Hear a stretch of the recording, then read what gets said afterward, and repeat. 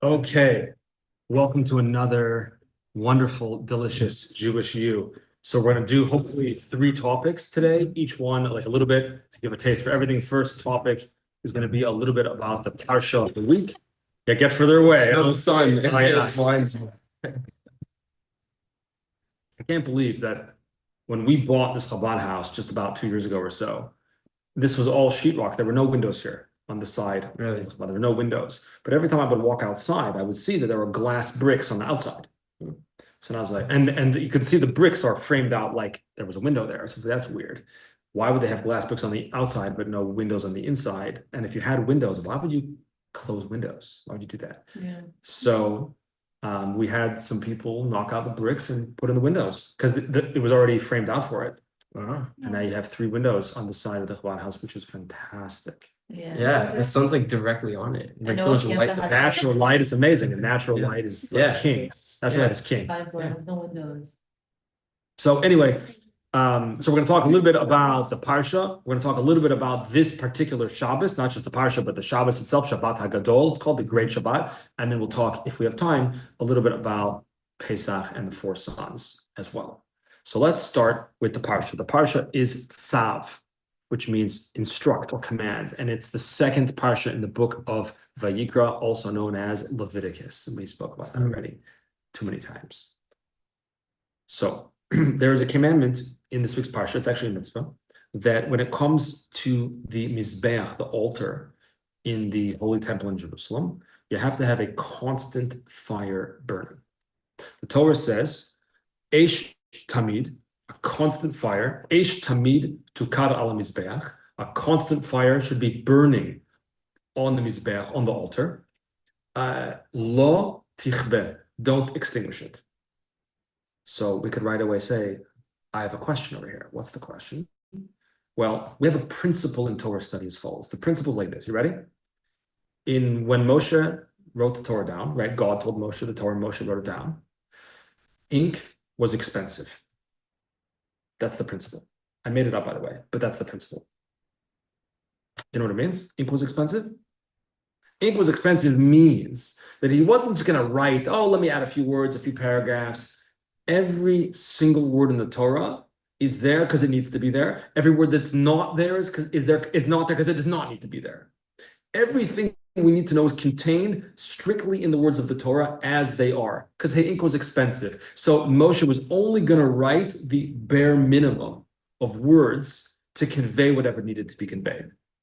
So for example, if there's like the Torah does not give you a mitzvah to breathe or to eat, for example, why not? You don't need to state the obvious. Breathe, eat. Now, the Torah does tell you what to eat. That's not obvious. How would you know? How would you figure out that certain types of animals are kosher and certain are not? You wouldn't know. You'd eat whatever you felt like eating, right? So the Torah doesn't tell you should eat. It doesn't need to say the obvious. What is not obvious? What I should eat. Okay, that the Torah tells me. That's just an example. So too, similarly, if we take the principle of ink was expensive, so we don't just waste words, so to speak, in the Torah. So if it says, oh, David, what's up? No problem. So if the Torah says there should be a constant fire burning, don't extinguish it. What question might we ask? Should be a constant fire burning, don't extinguish it. Anyone? State the obvious. Yeah, exactly. It's repetitive. Constant fire means what? Don't extinguish it because it has to be constant. If I would extinguish the fire, then it's no longer constant. So the Torah does not need to tell me constant fire burning, oh, and don't extinguish it. Right. I heard the word constant. I know it should be constant. So I'm going to be smart. I'm not going to take my fire extinguisher and extinguish it because then it will be constant. Yet the Torah says both. Constant fire burning, don't extinguish it. So it must be that there's some kind of message conveyed there as well. So let's give two layers of understanding. The first layer is constant means even on Shabbos. You might think, well, you don't make fires on Shabbos, so you can't have it burning on Shabbos as well. You might think that. I mean, how would you know for sure, right? Or says, no, constant, even on Shabbos. Also, even in a state of impurity, even if the Jewish people are impure, for whatever reason it may be, nevertheless, the fire still has to burn on the Mizbeach, on the altar. That's the basic layer of understanding. Constant means even during times when you might think that you're not supposed to have a fire burning at that time. For whatever, again, Shabbos would be the obvious one. We don't do fire on Shabbos. So maybe on Shabbos, we should not have the fire burning on the altar. Comes the Torah and says, no. Constant, don't extinguish it. It's got to be even for Shabbos. That's one layer. Another layer, now let's try to dig like a deeper layer here as well. Eish tamid tukar al-mizbeach, the constant fire burning. What's a fire represent? What does a fire represent? It can be many things, by the way. What does a fire represent? Anyone? Neshama? It could represent the soul. Very good. The neshama. Very good. Anyone else? Passion, huh? Strength, yeah. It could be strength, yeah. Could be strength for sure. Passion for sure. Yeah. It could represent the soul, could represent passion, strength, etc. Positivity, right? Okay, fire could be destructive also, right? But usually, like one of the highlights of the summer, you get with your friends, you have a barbecue, you bake a barbecue, maybe a bonfire late at night in the summer, nobody wants to go home, you want to stay up all night because the fire's going, and you keep throwing on logs. Someone's like, no, don't throw another log on. No, come on, we're gonna stay late. It's a sense of positivity, a sense of connection, right? Again, fire also destroys. But I don't think most people, this is not a scientific statement, I'm just saying what I think, it could be wrong. I don't think most people associate fire right away with destruction. You associate fire with, again, strength, positivity, the soul, maybe, even if you're a little bit more spiritual, with striving upwards, right? A fire always goes up, unlike everything else in the world, right? This is, everything else gravity pulls down, fire strives up, so it represents striving to reach a higher level, positivity, warmth, passion, excitement, energy, right? The fire's jumping, it's energetic. It's all like enjoyable, positive feelings. That's the fire. So the Torah is telling us you gotta have a constant fire burning. You gotta find what the fire should burn for, right? Don't let your fire burn for inappropriate passions, don't get excited about the wrong thing. Get excited about the right thing. But you gotta have passion. You gotta have passion, right? What was the first plague in Egypt? What? Blood. Yes. So describe, this is not a trick question. Describe basic what happened. Don't get all scientific and Kabbalistic. Basic, what happened during the plague of blood? Yeah, Ora. Like Aaron took the stick and hit the water and it turned into blood. Okay, good. He took a stick, he hit the water, and it turned into blood. So what turned into blood? Water. Good. The Nile River, the water. So water. Water represents, I don't know if it represents, water is cold. I mean, if for water to get hot, you got to put a fire under it, right? That's the whole thing, right? Water on its own is cold. You ever go swimming in a lake somewhere, or you're dunking a river somewhere, it's freezing cold. Even in the summer, it's going to be cold, except for the Dead Sea, it's blazing hot, right? So water might be seen to represent coldness, like in terms of feeling, in terms of relationships, a coldness, an apathy, perhaps, a lack of feeling, an apathy. That's like one of the worst things possible, is if a person just doesn't care, to be apathetic. Like, you ever have a friend like that like, hey, you want to go for Chinese food tonight or for pizza? I don't care. I mean, it's a silly example, right? So like, it doesn't really matter, Chinese or pizza, whatever. But if a person is always like that, I don't care. It doesn't matter. Well, you don't have any opinions. Like, nothing bothers you. Like, you don't ever say, no, I hate Chinese food. Oh, finally, at least there's something you hate. Like, at least feel something, wake up, right? So when a person is apathetic, this is one of the worst things that could possibly happen to a human being, is not to care, to be apathetic. At least care. Care for the good, care for not for the good, whatever it may be, but at least care. So comes the plague of blood and turns water, cold water. Example over here. I care. You look What do like you say? care. I do. You look like you care. He's looking at me. 1 second. Turns the cold water into Blood. what's blood? Hot. Yeah. Like, you ever heard something made my blood boil? There's no such thing, but right, blood represents passion, energy, life, excitement. That's what blood represents. Right? What happens when a person gets excited or has a feel? Their face flushes, their face turns red, and the blood rushes to their face. They get red a little bit, right? So that's the first plague. That's why Hashem, I don't know why. That's one of the meanings of why Hashem chose that. That is the first plague. Take the cold water, take the apathy. You guys don't care about nothing. You gotta care. You have to passionate. Now, again, we have to know what the right things are that I should be passionate about. I don't need to be passionate about the food I eat. Eat the food and move on with your life. Don't be passionate about it. Okay, it's okay to say, no, I don't like Chinese. I like pizza. That's fine, no problem. But like, don't make that your life. Like, don't be passionate about dinner. Be passionate about life. Be passionate about Judaism. Be passionate about your friends. Be passionate about Torah. Be passionate about JewishU, whatever it may be. Yes. Oh, I like that. I like that. Very passionate. Very passionate. That's the first plane. No, no problem. Take a seat. That's the first plane. And that's on a certain level, not the basic level, but on a deeper level of interpretation, what the Torah is telling us when it says constant fire burning. You got to have a constant fire burning. You got to be passionate. You got to be excited about something at least, right?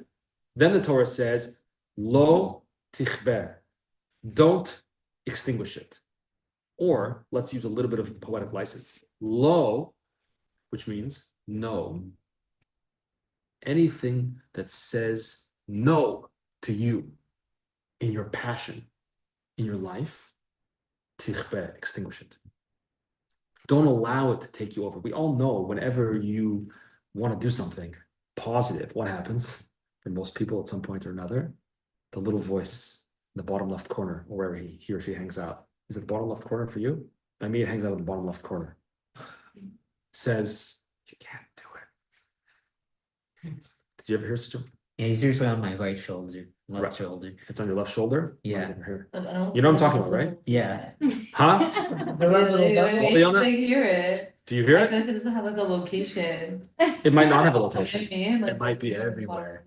If you don't have a location for the little voice who says, you can't do it, you're a loser. If you don't have a location, that's okay. It doesn't have to have a location. You know, like, I'm not crazy, right? You know what I'm talking about? Mhm. Just when you think like you get all worked up, excited, you're gonna do whatever it may be, the little voice comes and says, you can't do it. You can't do it. Extinguish that. That's what the Torah is telling us on a deeper level. Have the fire burning. But you got to know that when you have a fire burning, when you have a passion, when you have something that you're actually devoted to, something you're actually excited about, there's gonna be the little guy or girl saying, you can't do it, it's not gonna work. Extinguish that. Don't allow that to tell you what you can and cannot do. That's on a certain level. What it means to extinguish low doesn't mean don't extinguish it. It means extinguish the don't. That voice that says don't do it, you can't do it, extinguish that. So that's what it means on a deeper level. Questions or comments? Don't worry, Leona, if it doesn't hang out in a particular location. Just that when he or she shows up, extinguish. Don't let it happen. It's that voice of negativity, the voice of self-doubt that I mean, I never took a survey, but I'm pretty sure every human being feels that at some point in time. The voice of self-doubt, the voice that you can't do it, the voice you're not good enough, the voice you don't even know how to do it. You don't even know what to do. Okay, you be quiet. Let me work it out. Maybe you need a friend to talk to help you figure out how to do it. Maybe you need a mentor, a rabbi, whatever, a therapist, who cares? Maybe you need someone to help you figure out how to do it. No problem. Great. But you can't do it? Who says I can't do it? Okay. That's the basic idea from the Parshat. Good. Let's talk a little bit about this particular Shabbat, okay? Ready? This Shabbat is called, anyone? Shabbat HaGadol. Translate? The great Shabbat. The big Shabbat, the great Shabbat. What is so great about this Shabbat? It's the Shabbat before Before Pesach. It's the Shabbat before Pesach.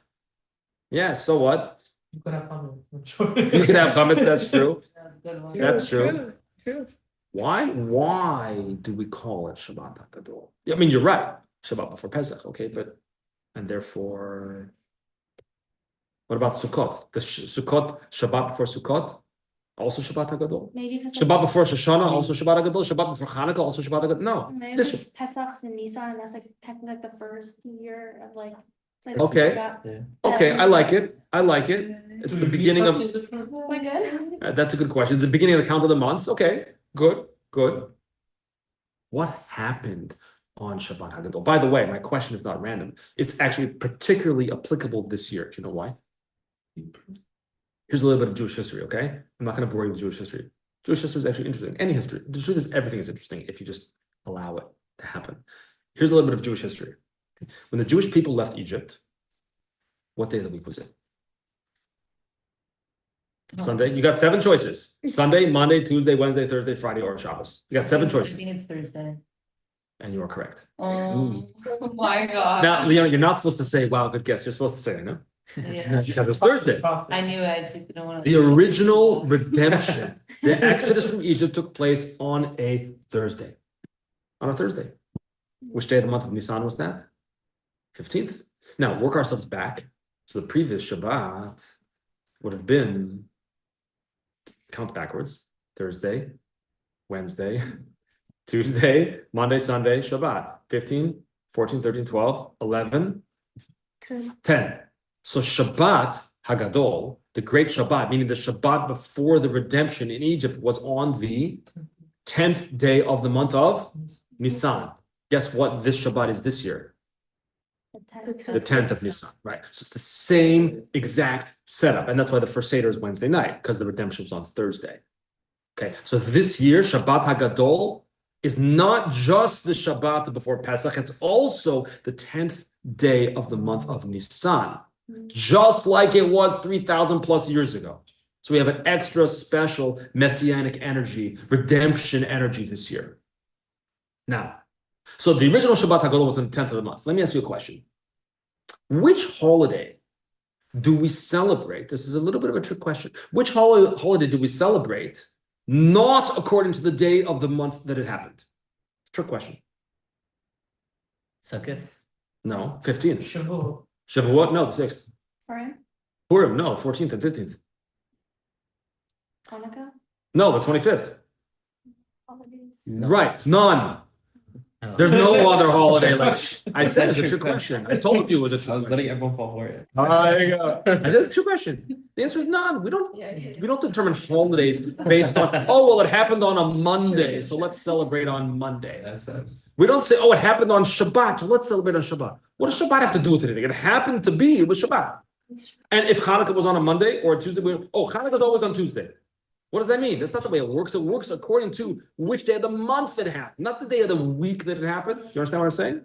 So why, when it comes to Shabbat HaGadol, do we celebrate it on Shabbat?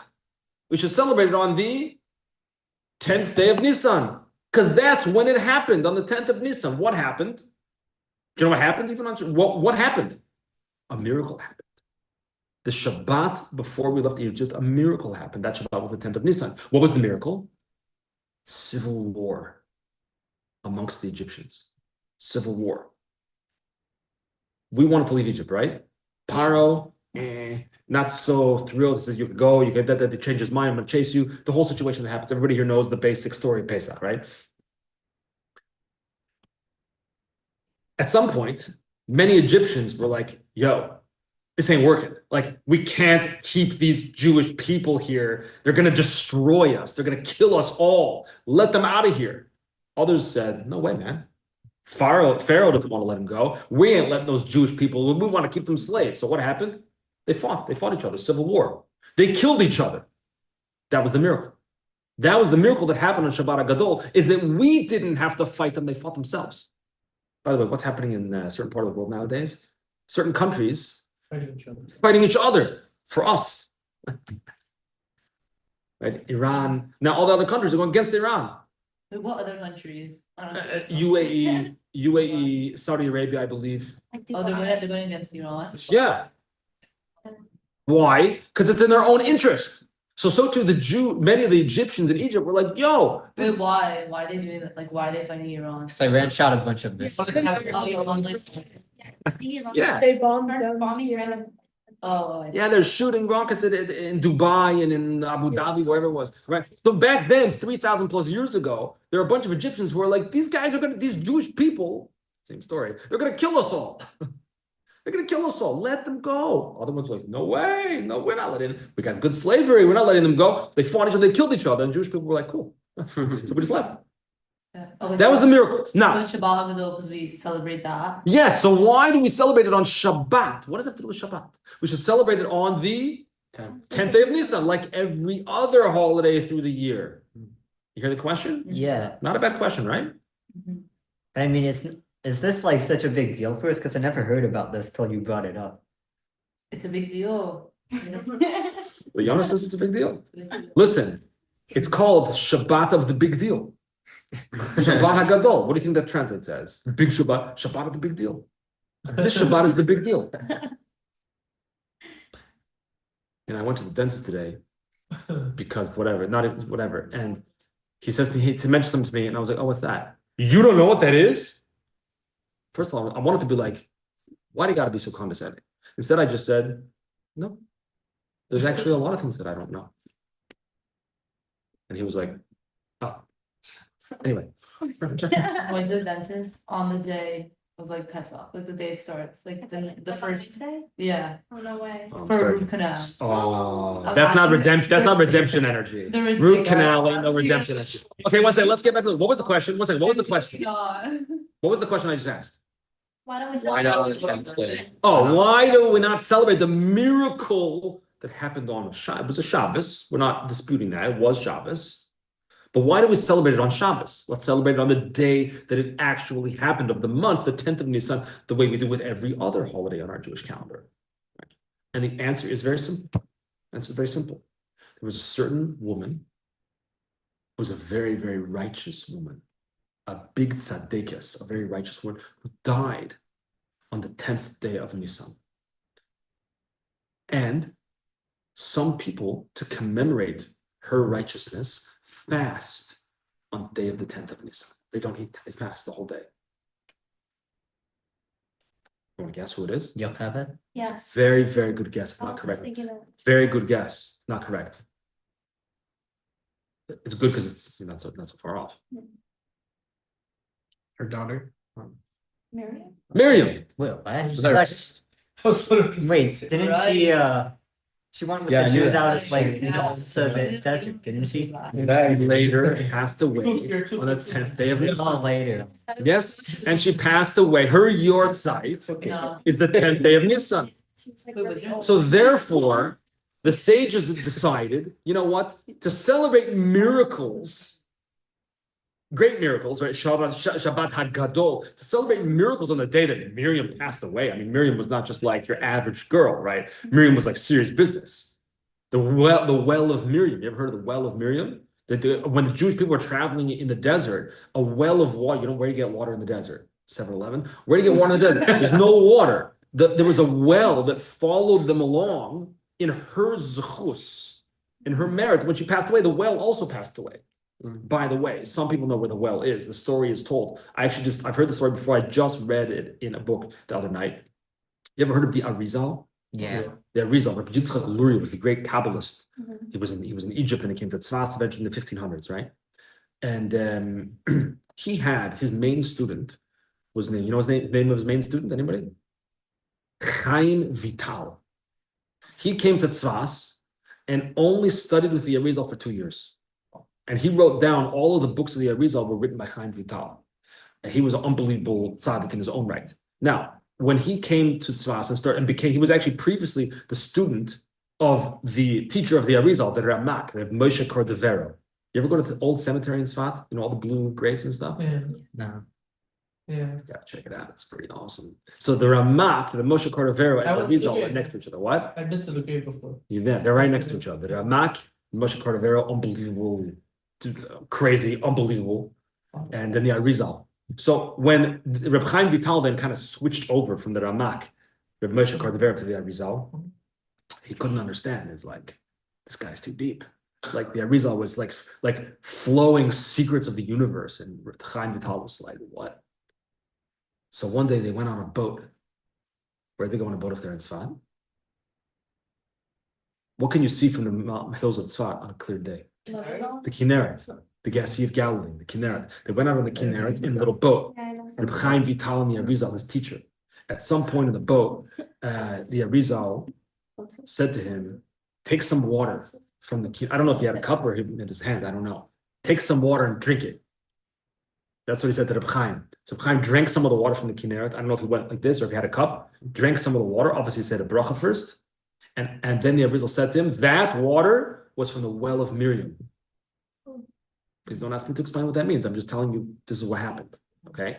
After that, from that point on, Reb Chaim understood everything the Arizal taught and wrote down all the books of the Arizal. There's like this many books. It's Chaim, Pri-Etz Chaim, different books that he wrote were all written by a student. He was only there for 2 years. Anyway, why are we talking about this? I forget. Water.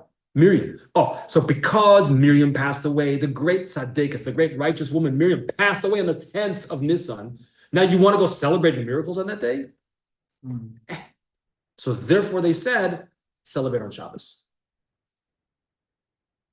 But let's go deeper. Okay? Is that okay? Is it okay if we go a little bit deeper? Or we still need to clarify what I just said? No, I get it. You get it?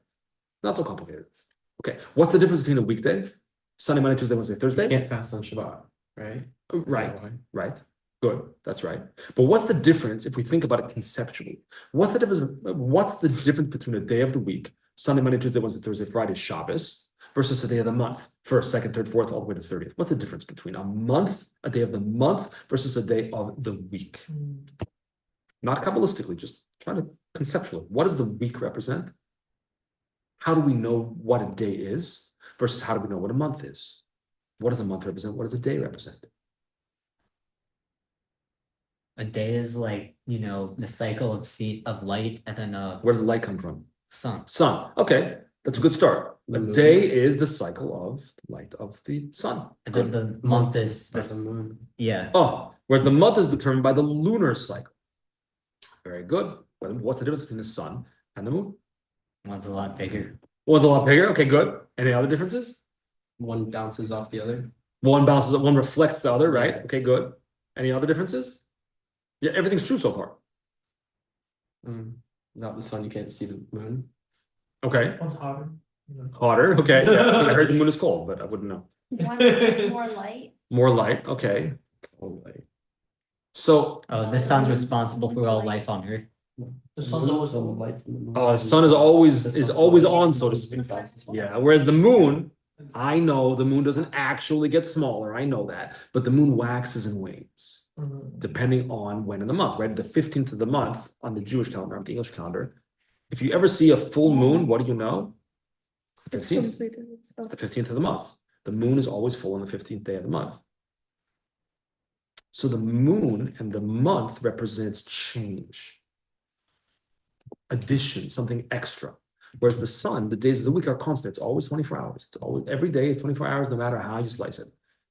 Whereas the days of the month are changing a little bit. Sometimes they're shorter, sometimes they're longer. I mean, they're 24 hours per se, but the amount of daylight changes, the amount of nighttime changes based on the cycle. Now, which came first in the order of creation? Days of the week or days of the month? Days of the yeah. Days of the week. Right. The 7 days of creation or the 6 days of creation plus Shabbat, right? Mhm.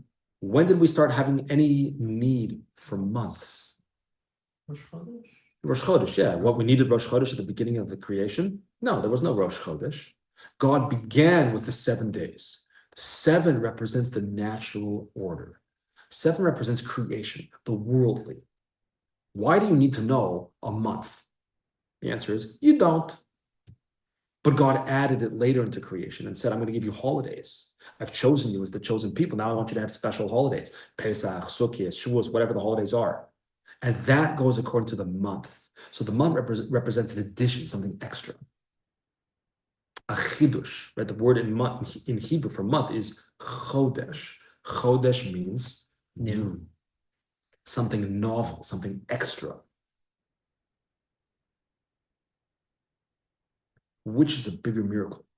When something extra happens, like this, the water of the sea stands up like a wall. There's something extra added to creation, the abnormal, the supernormal, or when nothing changes and everything stays the same.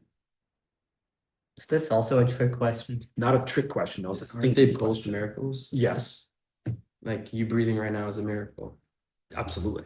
So Which is a bigger miracle, that I'm breathing or God split the sea? they're supposed to be the They're same. both the same. Just one of them is more obvious to realize. More obvious, okay. Anyone agree or disagree with No, I that? agree. Agree? Agree. Okay, so we could understand perhaps in different ways, right? One might say that the biggest miracle is what happened on Shabbos HaGadol. And that's why it's called Shabbos HaGadol, the great. Because it wasn't just your average miracle, it was a great miracle. The great miracle was that the Egyptians fought themselves. Meaning, it made sense. Of course they fought themselves. Everything made sense that they should do that. Why? They're looking at creation. They're like, yo, these Jewish people, they had 9 plagues already. Okay. These guys know what they're doing. Like they've got someone behind them. Like this is dangerous for us, just like what's going on in the Middle East right now, The other countries, I don't know if they love Jewish people necessarily, but it's for their own interest. We gotta support Israel. We gotta support America because that's better for us. So too back then in Egypt, they were saying it's better for me to let you guys out of here. That's a miracle? That's not a miracle. That's just basics. That's nature. Of course, you're going to try to preserve your own life. And that was the miracle. The miracle was that it didn't even look like a miracle. The miracle was that it seemed completely normal. Everything was just day to day. Should we let the Jewish people go? Of course we should let them go. Now we're going to get in a fight about it? Okay, that's a miracle? The answer is yes, absolutely. And that's why it's Shabbos HaGadol, the great miracle. And that's why we mark it on Shabbos. That's why we mark it on Shabbos, because Shabbos is a day of the week. And the week is nature. Each day of the week, first day of creation, second day of creation, third day of creation, finally Shabbos. The days of the week represent the natural order.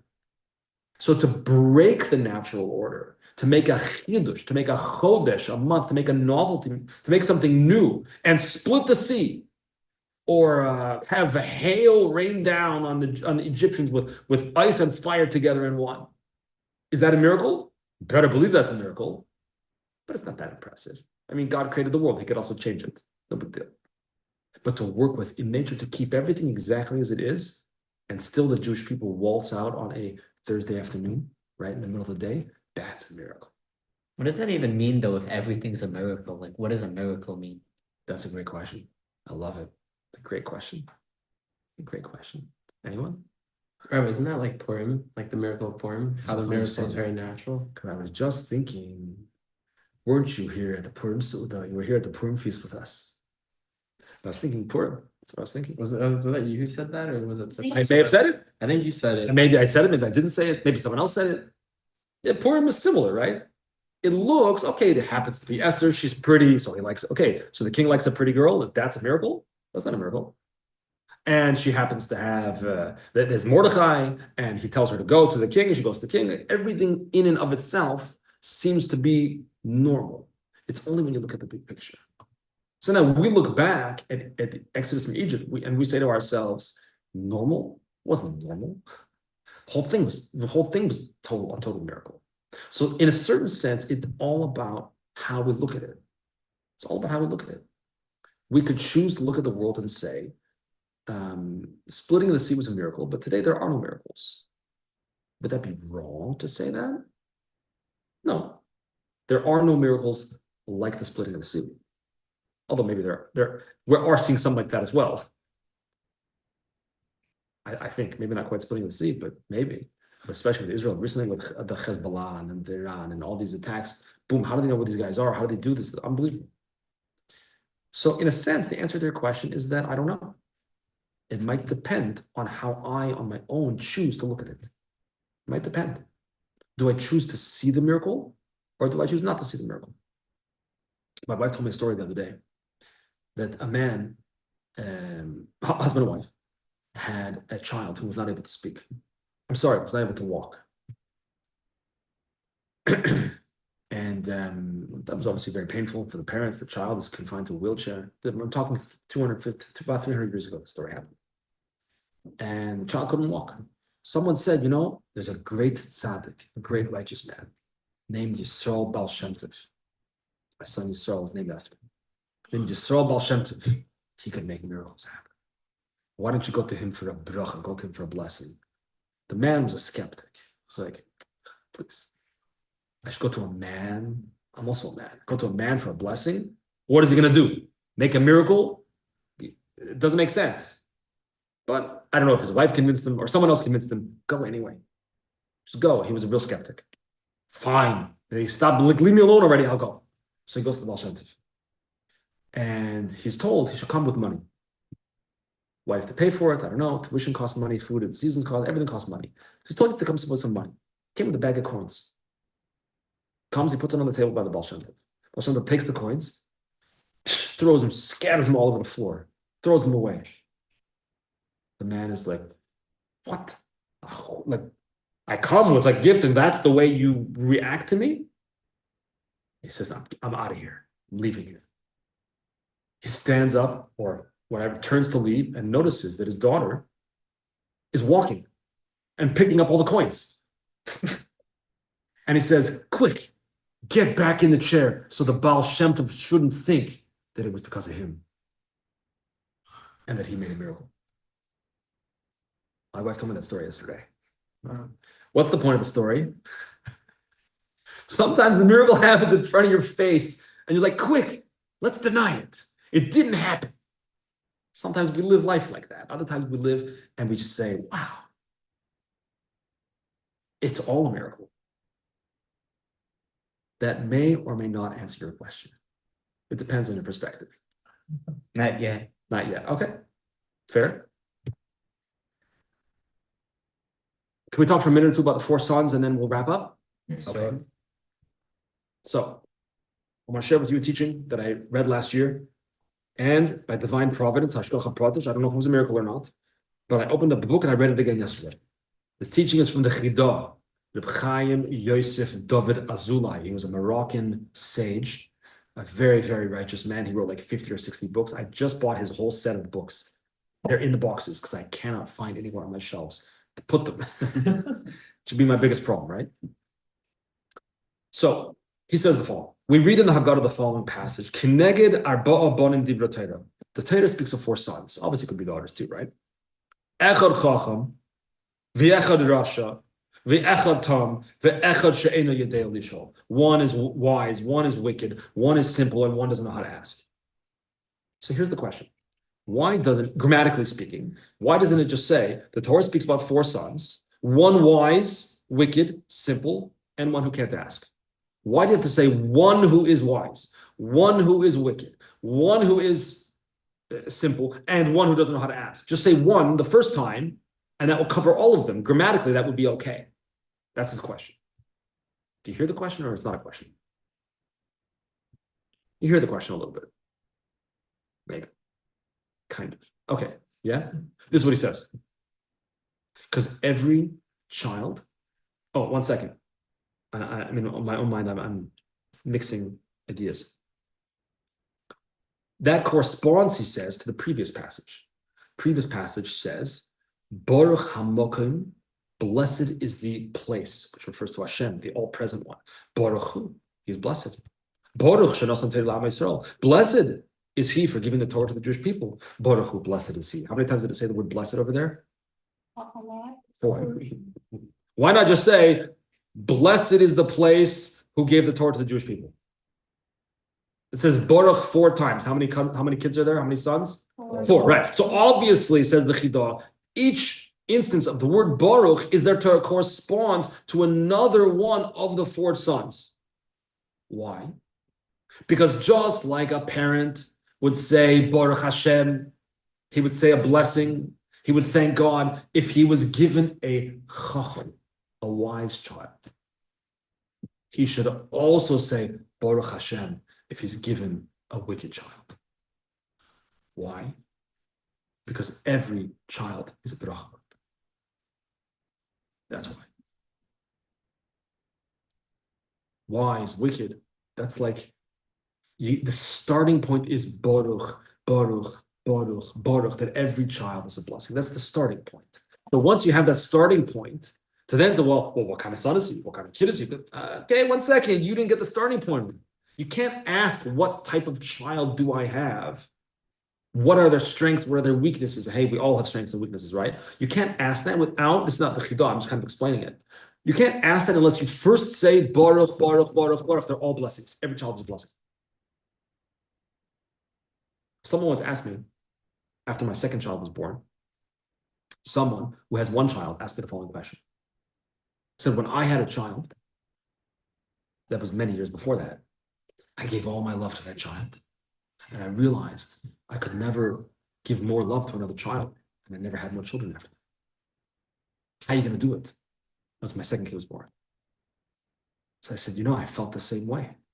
When my first child was born, I felt like I gave all my love to him. I don't have any more love to give. Then I had a second child, and I realized love is infinite because each person is infinite. So don't worry, with another kid, you'll find more love. You don't have it because you used it all already, but you'll get more because it's infinite, and every person is infinite. So every person with their infinity brings about and generates a new infinite love for that person. So even if you're already full, there's more. There's room for more. It's not a problem. So that's the chidah, that it says Baruch 4 times to teach us that every child is Baruch. Every child is a blessing. Like that one over there, that's really over there. He came back from yeshiva in France. He doesn't want to talk about it. He's bonjour. He goes to yeshiva in France. That's your oldest one? That's not my oldest one. How No. is it? And he's the one. I have 2 older So does kids. he know French now? No, but he learned it. He's smart and he has like a interest in that kind of thing. I picked up a few words, but so that's one teaching. That's one teaching that I wanted to share with you. Does anybody have anything else that they would like to ask or say or share? Okay. Well, I started saying the wrong thing before, so I'll just finish that point. I asked, why does it say echad, one wise, one wicked, one simple, and one who doesn't know how to ask? I asked, why does it say that? So the previous Lubavitcher Rebbe said, because each child has within them, and it relates to the teaching of Chidah I just told you, each child has within them echad, one. That what David mentioned before, the neshama, the soul, that one neshama, the oneness, that one God. We each have that within ourselves as well. That's why it says for each of them, echad, because you each have the one. You each have the oneness. You each have a blessing within you. That's all of us. Every child, no matter where we fit on that spectrum. And sometimes, by the way, I think we're all of them in one. So some people want to say that each of us is all 4 children. Some people want to say that. Is it true? Sounds true. Could be. I don't know. Right? Other people say that no, we're different children at different points in our lives. We go through stages in life, changes and develops. Whatever it is, I don't know. But we have to know, just like we look at other people, we also have to look at ourselves. Each of us is a baruch. Each of us is a blessing. Each of us has the echad within us, and certainly other people too.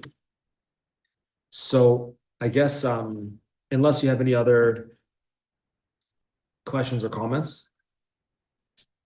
Okay, I'll conclude with one last point, which Queens College alum asked me last week. I have a WhatsApp group called Just Shoot Me a Question, and people can ask me questions. They don't have to be halacha, they can be any questions. So the person asked me the following question. Do I have to get a new toothbrush for Pesach? Yeah. Yeah, Yes. obviously. I do. Oh, wow. Leona says, yeah. Horace says, obviously. Daniel says, I do. So the answer is no, you don't have to. You don't have to. You should clean it beforehand if you want to use the same toothbrush. You can clean under hot water, clean out. However, that being said, of course, I get a new toothbrush for Pesach. It's customary to get a new toothbrush for Pesach, but to be clear, it's not a requirement. You're not obligated to get a new toothbrush. You want to, by the way, then on this group, that if anybody wants to join, by the way, I can send you the link. You can ask questions. The neat thing, by the way, about it is that people ask their questions, it's public, so then other people get to see the answer. So someone commented on this about the toothbrush thing. I told them you don't have to get a new toothbrush, but it's customary to. Someone else commented, by the way, it's recommended by dentists to change your toothbrush every 3 months. Oh, really? So I didn't know that. So in any event, so get a new toothbrush if you didn't already, and remember that you're a bracha, you're a blessing. You have the echad, the oneness of Hashem within you, and then I want to wish everybody here a chag kasher v'samech, a very kosher and happy Passover, and look forward to seeing you, God willing, very soon. We have